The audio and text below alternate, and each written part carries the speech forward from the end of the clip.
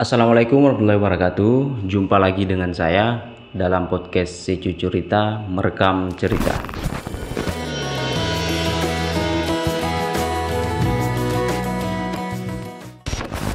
Kali ini kita kedatangan tamu dari sebuah lembaga yang sempat kemarin viral beberapa pekan yang lalu, yang bernama Aco Andi Salamin, koordinator tim hukum dari HMI Cabang Pulau Mandar. Selamat datang di studio kami. Iya, selamat ya. Akhirnya bisa datang setelah beberapa kali tim mencoba menghubungi, dan akhirnya kita bisa menghadirkan beliau terkait apa sih yang sebenarnya terjadi kemarin ini, apa hal-hal atau persoalan yang melatar belakangi sehingga terjadi sebuah peristiwa yang sebenarnya kita tidak inginkan terjadi. Jadi latar belakangnya ya. Jadi sebenarnya persoalan kemarin itu kan adanya penyerangan terhadap kegiatan pembukaan intermediate training di aula Unasman itu. Nah, itu diduga dilakukan oleh kader-kader pergerakan mahasiswa Islam Indonesia cabang Pulau Mandar. Nah, sebenarnya kan sesuai dengan isu-isu yang beredar, statement-statement yang diberitakan, yang dirilis di media teman-teman PMI itu kan dasarnya mereka kan untuk melakukan suatu penyerangan itu karena mereka ingin menjaga ideologi PMI di kampus Unasman itu entry pointnya itu. Nah, makanya sampai melakukan penyerangan, perusakan baliho, sampai masuk di aula, pencopotan itu semua. Itu. Tapi saya sempat mendapatkan informasi juga bahwa pada saat penyuratan, suratnya katanya beratasnamakan mahasiswa, bukan lembaga. Jadi ada instruksi dari pihak kampus bahwa jangan kibarkan atribut. Itu pesannya. Tapi katanya dari si pelaku acara tetap mengibarkan atribut. Nah, itu juga salah satu pemicu katanya. Nah, jadi kan begini, kalau persoalan bukan mengatasnamakan mahasiswa sebenarnya itu keliru sebenarnya. Nah, memang kan di awal di tanggal 13 itu kan teman-teman menghadap lebih dulu. Iya. Nah, teman-teman menghadap lebih dulu.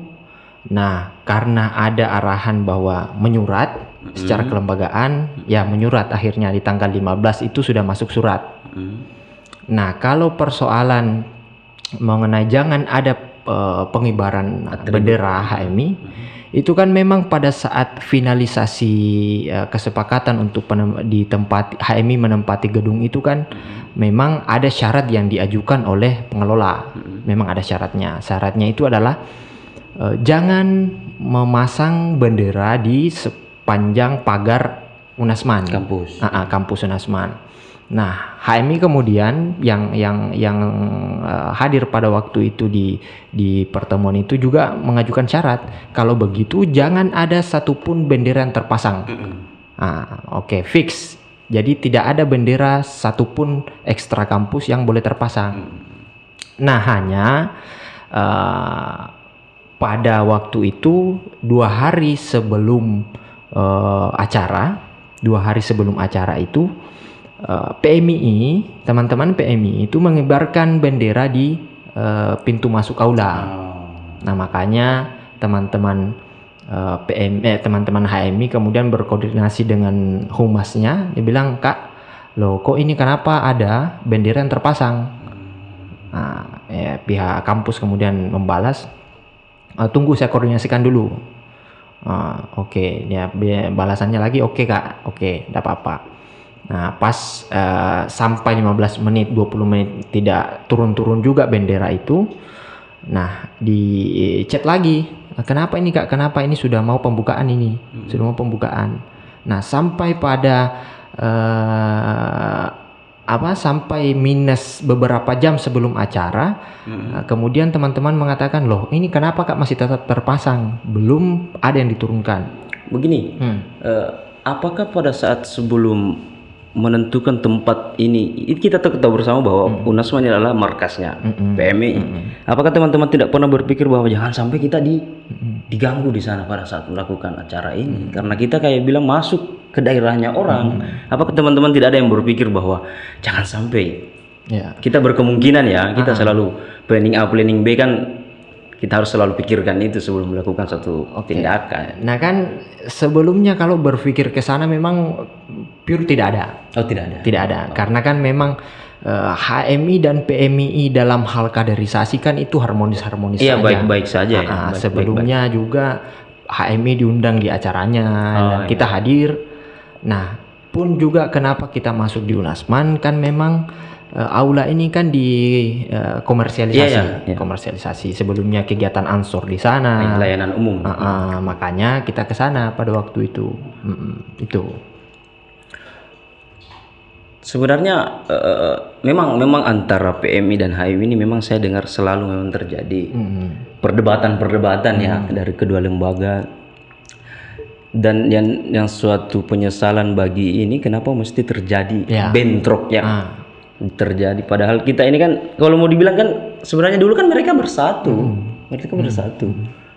Dan saya mendapatkan informasi katanya sampai senior juga ikut memanas-manasi para ini. Itu saya suatu penyesalan, kenapa sih nggak ada yang mau bijak dalam persoalan ini.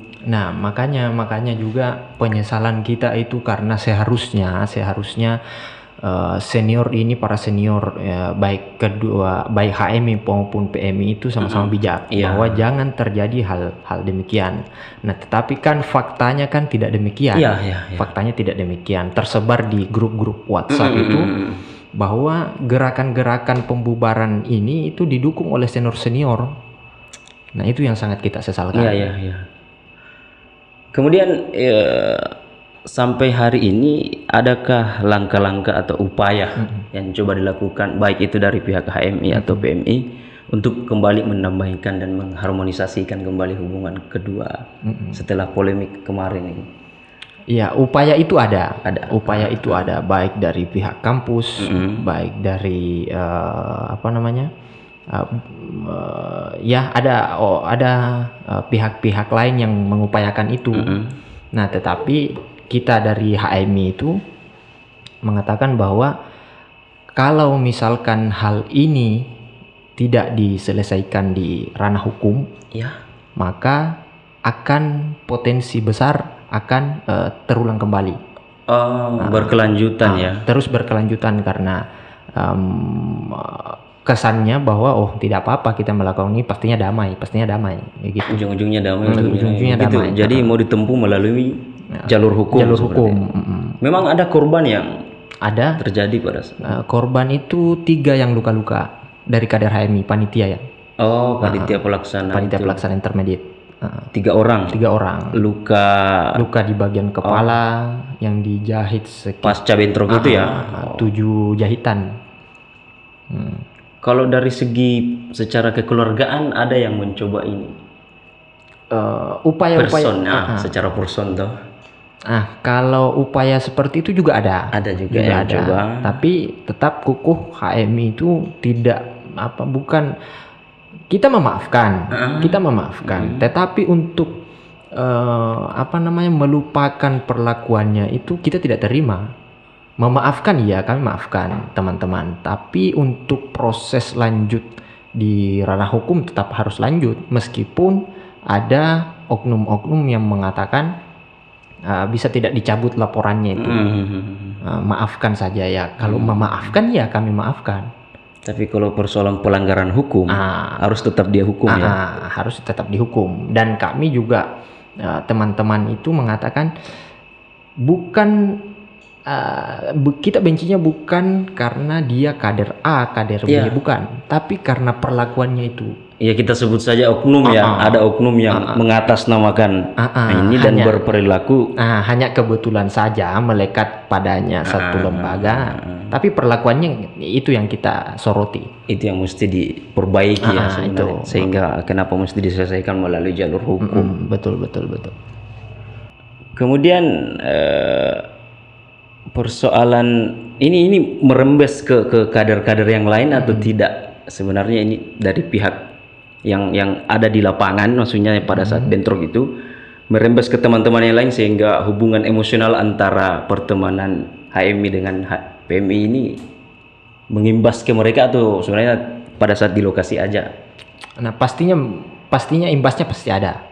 Karena kita bercerita dengan teman-teman bahwa ada yang mengatakan iya teman saya ada di situ juga, dan dia juga ikut memukul, ikut melempari, sampai imbasnya itu kedekatan emosional antara teman-teman kader adik-adik di HMI dengan teman-teman PMI, ya imbasnya pasti ada. Karena ini secara pribadi ya, saya sebagai bukan dari PMI, bukan PMI, saya sebenarnya resah karena ada tembakan. Saya mendengar ada tembakan peringatan, kalau tidak salah 7-8 kali itu yang membuat saya bangun dari tidur saya.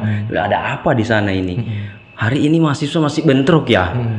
Ya kita selalu berpikir bahwa ya memang tidak jauh itu mahasiswa melakukan bentrok apa, tapi hal-hal yang mendasari kan ini bilang semacam sepele lah, masalah sepele, kesalahpahaman. Kok bisa sampai terjadi pertumpahan darah seperti itu kan? Lebih parahnya lagi, untung tidak ada korban jiwa. Alhamdulillah tidak ada korban jiwa. Dan memanas. Memang ya. jadi kan begini. Itu kan sebelumnya kan mungkin masyarakat umum bisa melihat video itu kan. Memang kan teman-teman HMI waktu pas didatangi oleh teman-teman diserang ya ceritanya. Itu kan sempat melakukan upaya-upaya diplomasi untuk mencari jalan apa baiknya ini, bagaimana bagusnya. Sampai teman-teman PMI masih bersikukuh, ini tidak ada antigennya apa semua ini, kok surat COVID-nya semua ini tidak ada. Sudah mencari kesalahan demi kesalahan ya. Itu mungkin itu tadi persoalan ya, kalau saya pribadi menilai ya dari luar selalu ada gengsi lembaga yang ya entahlah teman-teman mau menilai seperti apa, tapi saya secara pribadi melihat ya baik dari HMI-nya PMI-nya selalu ya lembaga saya yang terbaik. Mungkin itu yang masih belum dewasa dalam juga. Nah, ini kan perlu digarisbawahi kan, artinya menjadi kita perdebatannya kan, mereka teman-teman kan mengatakan menjaga ideologi PMI maupun Aswaja. Nah, pertanyaannya kemudian kan, ada tidak indikator untuk mengukur keaswajaan seseorang? Kembali lagi ya. Betul. Jadi kan baik HMI dan PMI sama-sama mengklaim ya kami juga Aswaja, Ahlussunnah wal Jamaah, kami ziarah kubur apa segala macam. Nah, itu yang menjadi pertanyaan mendasar. Kemudian ini bagaimana perkembangan saat ini? Apakah masih proses hukum sudah? Karena saya sempat melihat tulisannya Anda ada di postingan pamflet itu bahwa masih belum berkelanjutan itu proses pelaporannya mungkin ya. Sampai saat ini kisruh antara PMI HMI ini sudah ada progres atau? Ya, kalau sejauh ini bagaimana hasil proses di kepolisian itu memang sudah ada 2 yang ditetapkan sebagai tersangka. Sudah ada 2. Nah, tapi kita terus mendorong menyiapkan bukti-bukti, mengumpulkan semua barang-barang bukti. Kita ingin memasukkan ini pada delik pidana 170 yang secara bersama-sama itu. Nah, makanya kita upayakan itu. Dan Polres sudah memeriksa beberapa teman-teman, sekitar 12 orang saksi yang ada di waktu itu yang melihat langsung, dan sudah memberikan keterangan dan menyebut beberapa nama. Tapi untuk saat ini 2 yang ditetapkan sebagai tersangka. 2 dari pihak PMI. Kemudian respon dari PMI terkait apa ini? Terkait ini setelah saya di kepolisian, apakah ada dari pihak PMI. Adakah juga ceritanya kan kadang itu orang melapor, ada juga melapor balik. Ada apakah mereka juga melakukan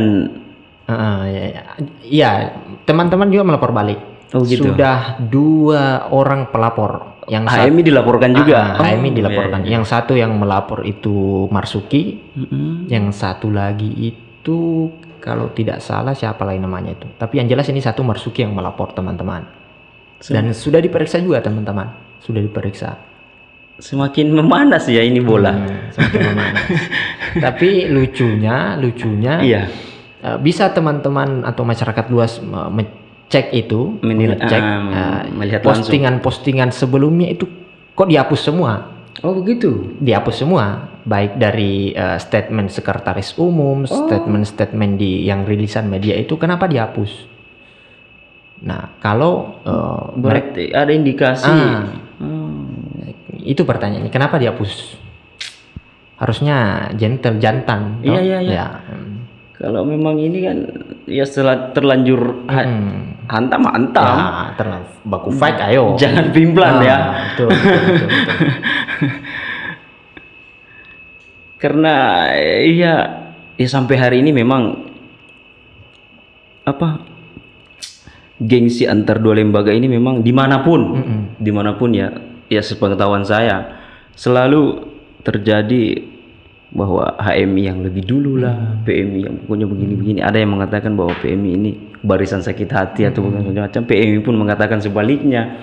Jadi sebenarnya bagaimana sih dari pihak HMI maupun PMI pernah tidak melakukan suatu kegiatan bersama bahwa sebenarnya kita ini satu. Kenapakah kita selalu bertikai, tidak sepaham? Padahal tujuannya kita kan ya sama. Sebagai seorang akademisi, sebagai seorang terpelajar, janganlah terjadi lagi hal-hal bentrok segala macam. Kejadian seperti kemarin itu emosi kita sudah tidak bisa dikontrol dan kita akan merusak bendera kita sendiri kalau kita melakukan hal yang tidak sesuai dengan apa yang kita. Ya mau nasanga mandar, ya maco akero. Ya selalu kita berbicara baik-baik tapi toh perilaku kita tidak baik. Itu yang mesti didewasakan mungkin secara pribadi kepada kalangan-kalangan. Ya, itu memang yang sangat disayangkan. Iya, kenapa sampai terjadi hal demikian. Nah, padahal sebelumnya kan baik HMI, PMI itu sering satu forum. Sering satu forum baik. Tapi pasal kemarin ini, kejadian kemarin, pertanyaannya ya kenapa bisa? Itu yang sangat disesalkan. Yang mesti dievaluasi lagi. Kemudian ini sebagai tim hukum dari HMI, harapan kedepannya terkait ya HMI untuk bagaimana supaya tidak terjadi lagi hal-hal yang seperti ini. Harapannya ke depan. Nah, harapannya memang bagaimana polisi yang menangani kasus ini, Polres Polman ini betul-betul objektif. Betul-betul objektif memproses ini.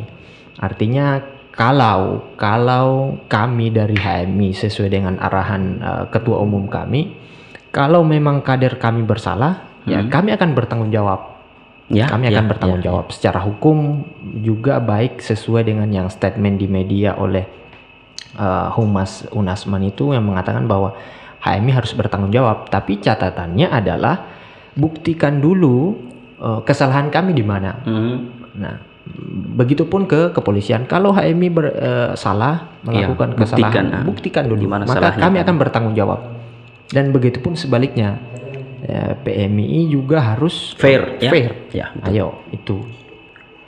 Tapi kami di bagian hukum HMI akan tetap mengawal ini, melakukan upaya-upaya yang konstitusional menurut hukum, dan segala yang menurut kami itu bisa kita tempuh, termasuk itu melaporkan secara perdata, baik kampus maupun PMI. Itu. Ya, terima kasih banyak. Siap, makasih. Saya berharap semoga PMI juga bisa menonton ini dan datang mengklarifikasi bersama kami supaya melalui video ini mungkin kita bisa berdamai. Betul. Membangun Polman ke depan kan. Selamat, terima kasih Andi Andi Salamin. Terima kasih juga sudah diundang di forum ini. Insya Allah semoga ke depan kita masih bisa bercerita bersama masyarakat. Amin. Sulawesi Barat khususnya. Ya, itu mungkin tadi sedikit bercerita tentang kisruh yang terjadi kemarin. Sampai jumpa di video selanjutnya. Assalamualaikum warahmatullahi wabarakatuh.